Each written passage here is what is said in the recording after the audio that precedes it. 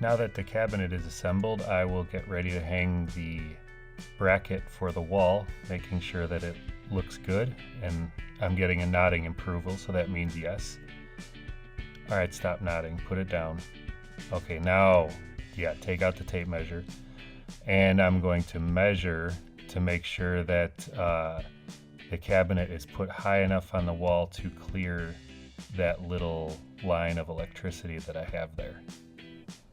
And what you're not going to see me do is take a level and get that mark that I made with a marker on the wall, and I'm going to make a straight line with the level according to the mark on the wall to make sure that the cabinet is high enough off the ground. Now I'm going to take the bracket and put a hole into the stud using a drill bit, and then I'm going to try to measure 16 inches off of that hole to find the next stud in the wall. If you've ever seen anything that I've hung, like all my TVs, there's 1,000 holes behind the TV into the wall, because I can never find the stud, and those stud finders do not work for me. I don't know what my problem is, but if I had a proper tool here, it would be a socket wrench instead of a vice grip, but it does the job because, you know, I'm a tool borrower, and if I don't have the right tool, then I'm gonna have to improvise. Now, as usual, I did something wrong. I didn't level it out first, so I had to take the whole thing down and re-drill a hole with the level, and hopefully this one looks a lot better. Now I'm going to put in self-anchoring screws to reinforce the bracket on the wall, and I'm using a chair and to hold myself up because, as you can see, my ladder is holding my garbage bag and my water, and that is more important. Earlier I was saying I was a tool borrower. Now I'm borrowing this thing. It's called a T-JAK. This thing's amazing. As you can see, you can lift it and lower it as you want, and then that little screw thing on the bottom kind of holds it in place, and you can fine tune it by just adjusting the screw up and down.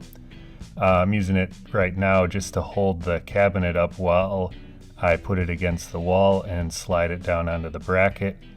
And you'll see here that I just kind of drop that thing down on that top of the T-JAK, and it's all good. As they say in Ghostbusters, when the light is green, the trap is clean.